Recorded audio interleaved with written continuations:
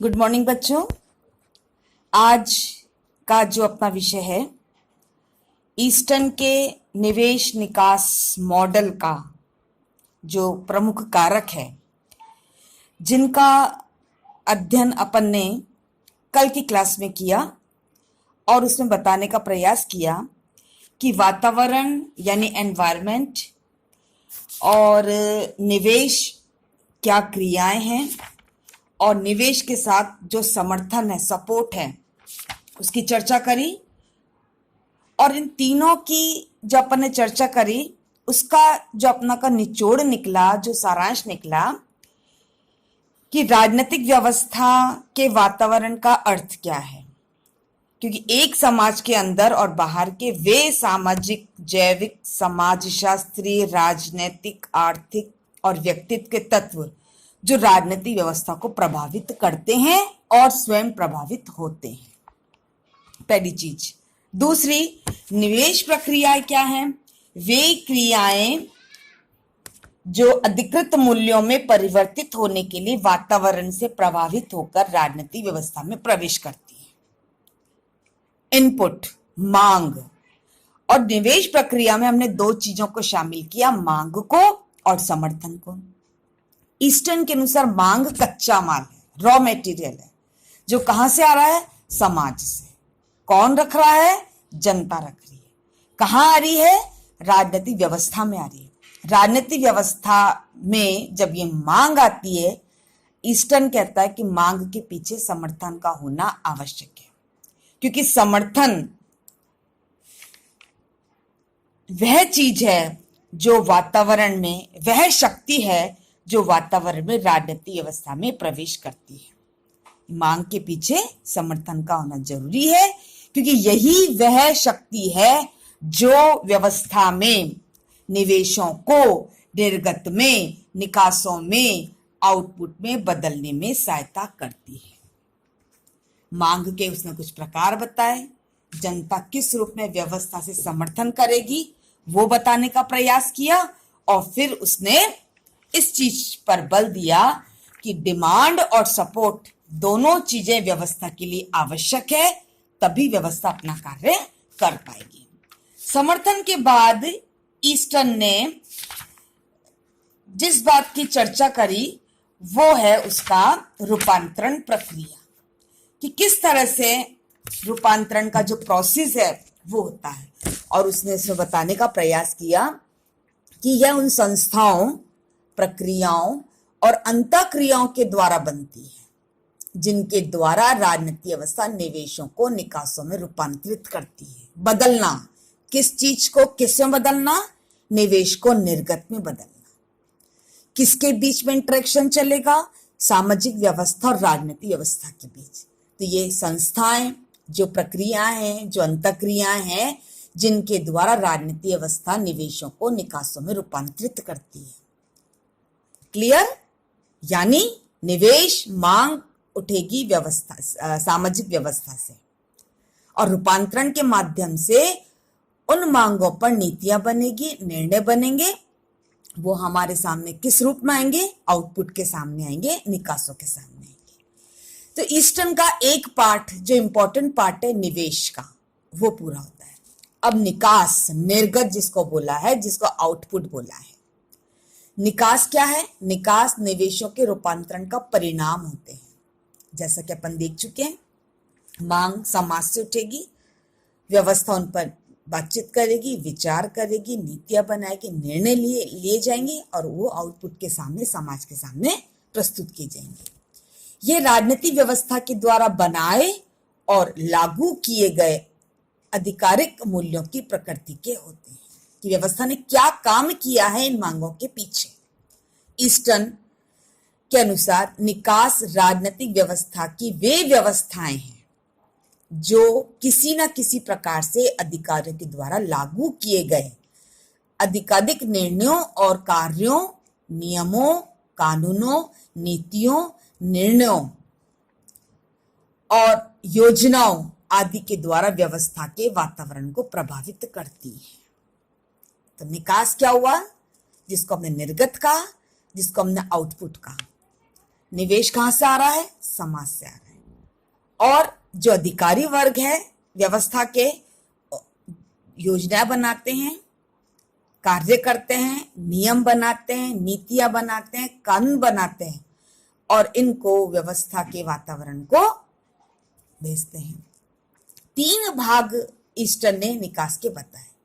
पहला, निवेशों के प्रत्यक्ष रूपांतरण के परिणाम स्वरूप बने निकास। दूसरा, सहायक निकास जो प्रत्यक्ष रूप से निकासों के अतिरिक्त भागों के रूप में बनते हैं। तीसरा, परिणाम यानी रिजल्ट जो निकासों के शुद्ध प्रभाव होते हैं, अर्थात राजनीतिक व्यवस्था के निकासों के द्वारा वातावरण में लाए जाने वाले परिवर्तन होते हैं। तो ईस्टर्न का जो इनपुट आउटपुट अप्रोच है, जो व्यवस्था विश्लेषण सिद्धांत है, जो अपन डायग्राम के माध्यम से स्पष्ट करने का प्रयास किया कि निवेश को निर्गत में बदला जाता है, इनपुट को आउटपुट में बदला जाता है और जो मांग उचित है उनको स्वीकार किया जाता है और अनुचित मांगों को वापस फीडबैक के माध्यम से व्यवस्था के द्वारा समाज में भेजा जाता है कि ये मांग अनुचित है, इनको अस्वीकार किया जाता है। जो मांग उचित है उस पर निर्णय लिए जाते हैं, नीतियां बनाई जाती हैं, डिसीजन लिए जाते हैं, योजनाएं बनाई जाती है, यानी निवेश को निकास में रूपांतरित किया जाता है। पुनः निवेश प्रक्रिया यानी फीडबैक क्या है? पुनः निवेश की धारणा ईस्टर्न के राजनीतिक व्यवस्था के निवेश मॉडल का एक केंद्रीय भाग है, सेंटर चीज है, बीच में है। पुनः यह वह प्रक्रिया है जिसके माध्यम से व्यवस्था के निकासों के प्रति प्रतिक्रिया निवेशों के स्तर तक वापस जाती है।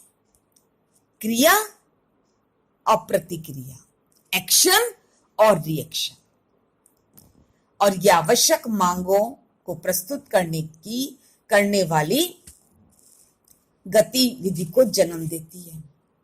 यह निकासों और निवेशों में संचार की प्रक्रिया है। यह गतिशील प्रक्रिया है, निरंतर चलने वाला प्रोसेस है जिसके माध्यम से निकासों को लागू करने के प्रभाव और व्यवस्था की कार्यकुशलता के विषय में सूचना वापस व्यवस्था तक पहुंचती है और व्यवस्था के अंदर व्यवहार को प्रभावित करती है। यानी निरंतर प्रोसेस है, एक्शन और रिएक्शन। मांग गई व्यवस्था में, विचार हुआ अधिकारियों के द्वारा, सत्ता पक्ष के द्वारा, सरकार के द्वारा, और जो उचित मांग है उसको स्वीकार किया जाता है। अनुचित मांगों को पुनः वापस फीडबैक के माध्यम से रिएक्ट करते हुए प्रतिक्रिया स्वरूप व्यवस्था में भेज दी जाती है। तो निरंतर प्रोसेस है और डेविड ईस्टन ने राजनीतिक व्यवस्था की परिभाषा ही दी है, अंतःक्रियाओं का समूह जिसमें निवेश को निर्गत में बदला जाता है। अतः विकास व्यवस्था में पुनः निवेश को जन्म होता है और इस प्रकार व्यवस्था के अंदर व्यवहार को निरंतर ये प्रभावित करते रहते हैं। यह एक व्यवस्थाई प्रक्रिया है, सिस्टमेटिक प्रोसेस है और ये व्यवस्था के लिए आवश्यक है, जो राजनीतिक व्यवस्था को एक व्यवस्था के रूप में संतुलन कायम रखने और अपने आप को ढालने और दृढ़ रहने में सहायता करता है। तो हमने क्या समझा इस विश्लेषण के द्वारा कि ईस्टर्न का जो मॉडल है उस विश्लेषण के 5 प्रमुख कारक व्यक्तिगत या सामूहिक रूप से प्रयोग में लाए जाते हैं जो व्यवस्था के लिए आवश्यक है। सार क्या हो गया इसका? सबसे पहले हमने क्या देखा है? वातावरण, एनवायरमेंट। एनवायरमेंट के बाद हमने दूसरी चीज क्या देखी? निवेश प्रक्रिया है। और निवेश प्रक्रिया में अपन ने क्या देखा कि मांग और समर्थन। ईस्टर्न ने मांग के कुछ प्रकार भी बताए, समर्थन के कुछ प्रकार बताए और समर्थन को एक आवश्यक शक्ति के रूप में स्वीकार किया, क्योंकि यही वह शक्ति है जो मांग पर निर्णय लेने की क्षमता पैदा करवाती व्यवस्था में। जैसे एक व्यक्ति मांग रखेगा तो व्यवस्था कोई ध्यान नहीं देगी, मांग के पीछे समर्थन होगा तो व्यवस्था भी चिंतित होगी, व्यवस्था भी देखेगी कि क्या अवस्था में सही मांग है। जो मांग है उचित मांग को स्वीकार किया जाता है, अनुचित मांगों को वापस पुनः फीडबैक के माध्यम से समाज में भेजा जाता है। वातावरण, पुनः निवेश प्रक्रिया, और पुनः निवेश प्रक्रिया के बाद मांग, मांग के बाद समर्थन, समर्थन के बाद रूपांतरण प्रक्रिया, और रूपांतरण प्रक्रिया के बाद जो इंपॉर्टेंट चीज है ईस्टर्न के व्यवस्था विश्लेषण की, वो है निकास, जिसे एग्जिट बोलते हैं, जिसको हमने आउटपुट बोला, जिसको हमने निर्गत बोला। क्या है ये? वे निवेशों के रूपांतरण का परिणाम है, यानी व्यवस्था के द्वारा बनाए गए आधिकारिक मूल्यों की प्रकृति है। वे व्यवस्था है जो किसी ना किसी प्रकार से अधिकारियों के द्वारा लागू किए जाते हैं, उन पर निर्णय लिए जाते हैं, कार्य किए जाते हैं, नियम बनाए जाते हैं, नीतियां बनाई जाती है, योजनाएं बनाई जाती है और उनको वातावरण को प्रभावित करते हैं। और 3 प्रकार के निकासों का उसने उल्लेख किया। फिर फीडबैक की अपन ने बात करी और हमने एंड में क्या कहा, अंत में हमने क्या कहा कि ईस्टर्न का ये मॉडल एकदम सिस्टमेटिक प्रोसेस है, और जो व्यवस्था में दबाव है, जो तनाव है, जो रुकावटें हैं, जो उलझने हैं, हर व्यवस्था को इन चीजों को दूर करने का निरंतर प्रयास करना चाहिए। यदि इनमें दबाव, रुकावट या उलझने रहेंगी तो व्यवस्था अधिक दिनों तक काम नहीं कर पाएगी, मजबूत नहीं बन पाएगी। इसलिए हर व्यवस्था को इस तनाव को, इस स्ट्रेस को, इस दबाव को झेलने की क्षमता होनी चाहिए, और इसको ईस्टर्न ने राजनीतिक प्रक्रिया, राजनीतिक व्यवस्था की जीवन प्रक्रिया का नाम दिया है। तो सिस्टमेटिक प्रोसेस है।